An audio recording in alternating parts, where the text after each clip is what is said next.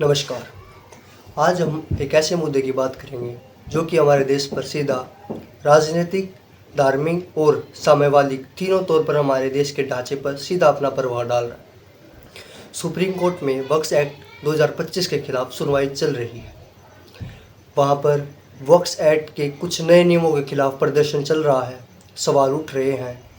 आइए हम जानते हैं कि क्या वे कानून है जिनके खिलाफ सुप्रीम कोर्ट में आवाज़ उठ रही है।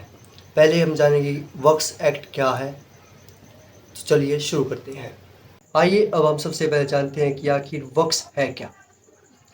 इस्लामी धर्म के अनुसार जब कोई व्यक्ति अपनी बिल्डिंग प्रॉपर्टी को अल्लाह के नाम पर किसी धार्मिक और सामाजिक कार्यों के लिए डोनेट कर देता है तो उसे हम वक्फ कहते हैं। ये बिल्डिंग और ये ज़मीनें ना तो बदली जा सकती है और ना ही बेची जा सकती हैं। ये केवल सामाजिक कार्यों और धार्मिक कार्यों में ले जा सकते हैं, जैसे मस्जिद बनाना और मदरसे या गरीबों की मदद के लिए उपयोग की जा सकती है। 1995 में वक्फ एक्ट पास हुआ। इसमें हर एक राज्य में इसके लिए एक काउंसलिंग बोर्ड बनाया गया, वक्फ काउंसलिंग बोर्ड। इसके साथ साथ सेंटर में भी एक वक्फ बोर्ड बनाया गया जिसका काम यह था कि ये सभी ज़मीनों या किसी भी ज़मीन को वक्फ घोषित कर सकती हैं और अपने नियंत्रण में ले सकती हैं, चाहे वो लिखित वसीयत के जरिए हो या फिर लंबे समय से उपयोग आई हुई ज़मीन को भी ये वक्फ घोषित कर सकती है। 2025 में भारतीय सरकार ने वक्फ बोर्ड के कानूनों में कुछ बदलाव किए हैं, जिसमें से है उपयोग के आधार पर वक्फ बंद रहेगा। अगर कोई व्यक्ति पहले किसी ज़मीन पर रहता था तो बोर्ड उसे अपने गिरफ्त में लेकर या कब्जा करके उसे वक्फ कहलवा देता था। लेकिन अब उसके पास ठोस सबूत होना चाहिए और लिखित दस्तावेज के साथ ही वो वक्फ कहलाई जाएगी, अन्यथा वो वक्फ नहीं कहलाई जाएगी। दूसरा, धर्म परिवर्तन के बाद 5 साल तक वक्फ की अनुमति नहीं। अगर कोई व्यक्ति अपना धर्म बदलता है तो वो अपनी बिल्डिंग प्रॉपर्टी को वक्फ नहीं कहलवा सकता जब तक उसे 5 साल पूरे नहीं हो जाते।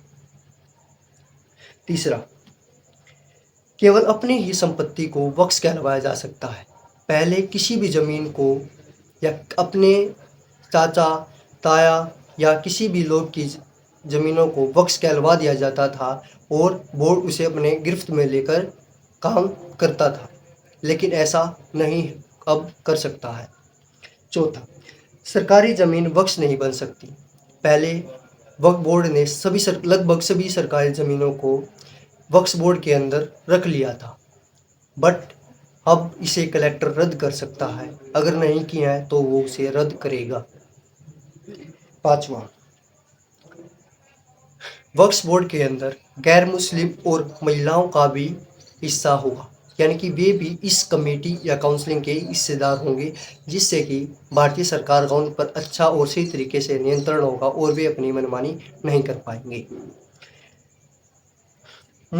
मुस्लिम समुदाय के कुछ लोगों का ऐसा मानना है कि ये हमारे धर्म के खिलाफ हो रहा है, क्योंकि संविधान के अनुच्छेद 26 में ये लिखा गया है कोई भी व्यक्ति अपने धर्म के अनुसार कार्य कर सकता है। उनका कहना है कि उपयोग के आधार पर वक्फ को हटाना गलत है, क्योंकि जो उनकी पुरानी संपत्तियां हैं वे भी रद्द हो सकती हैं। सुप्रीम कोर्ट में एक याचिका यह भी दायर की गई है जिसमें कहा गया है कि नए नियम उनका हक छीन रहे हैं। एक सवाल यह भी उठ रहा है, यदि कोई व्यक्ति नया मुस्लिम बनता है तो उसे 5 साल तक वेट करना क्यों ज़रूरी है अपनी ज़मीन को वक्फ कहलाने में? क्या यह किसी मुस्लिम ग्रंथों में लिखा गया है? ये सवाल सरकार से यह भी पूछा गया है, यदि कोई व्यक्ति नया मुसलमान बनता है तो उसे 5 साल तक प्रतीक्षा करनी रहेगी अपनी ज़मीन को वक्फ कहलवाने में। इस पर कोर्ट ने सवाल पूछा है कि इस नियम को आप कहां से लेकर आए? क्या यह नियम किसी धार्मिक ग्रंथों में लिखा गया है? 17 अप्रैल 2025 को सुप्रीम कोर्ट के कुछ महत्वपूर्ण आदेश सामने आए। उन्होंने कहा कि अब तक जितनी भी वक्फ पंजीकृत हो चुकी हैं उन्हें हटाया नहीं जा सकता और न ही दर्ज हुई वक्फ को बदला जा सकता है। उन्होंने कहा कि जैसी स्थिति है वैसी ही बनाए रखें। उन्होंने कहा कि वक्फ बोर्ड में अभी कोई भी नई नीति ऐड नहीं होगी। इस पर सरकार ने अपनी अनुमति जाहिर की। कोर्ट में अभी किसी भी कानूनों को गलत नहीं ठहराया गया। उन्होंने ऐसा कहा है, कई कानून संवैधानिक तौर पर सही हैं। इस बात पर टिप्पणी देने के लिए सरकार को अपना पक्ष रखने के लिए 1 हफ्ते का समय दिया और उन्होंने 5 मई 2025 को यानी आज के दिन उनकी कानूनी कार्रवाई या सुनवाई करने का मौका दिया। अब सब कुछ सुप्रीम कोर्ट के फैसले पर निर्भर है। अगर सुप्रीम कोर्ट उपयोग अब सब कुछ सुप्रीम कोर्ट के फैसले पर आधारित है। अगर सुप्रीम कोर्ट इन अधिकारों या इन धाराओं को गैर कानूनी घोषित कर देती है तो ये लागू नहीं होगी और उपयोग के आधार पर वक्फ भी हट जाएगा और पहले जैसा कार्य होना शुरू हो जाएगा।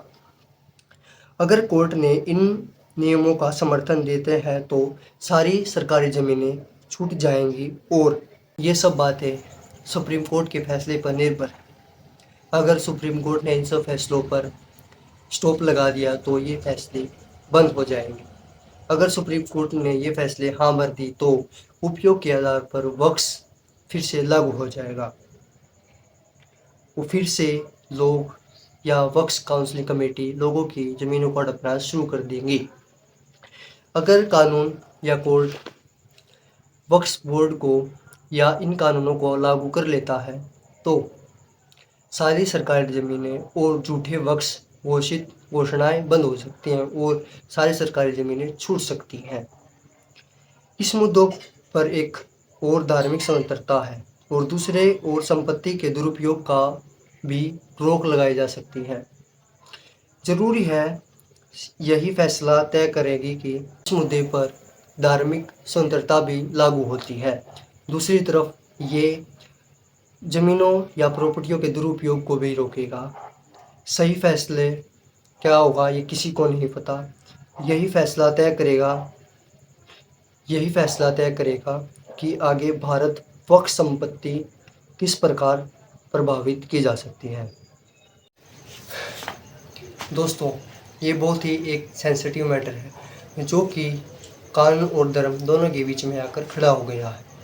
हम आपके लिए ऐसी ताज़ा और नए अपडेट लाते रहेंगे। अगर आपको ये वीडियो अच्छी लगी तो लाइक, शेयर और चैनल को सब्सक्राइब करना ना भूलें। तब तक के लिए धन्यवाद। राम राम जी।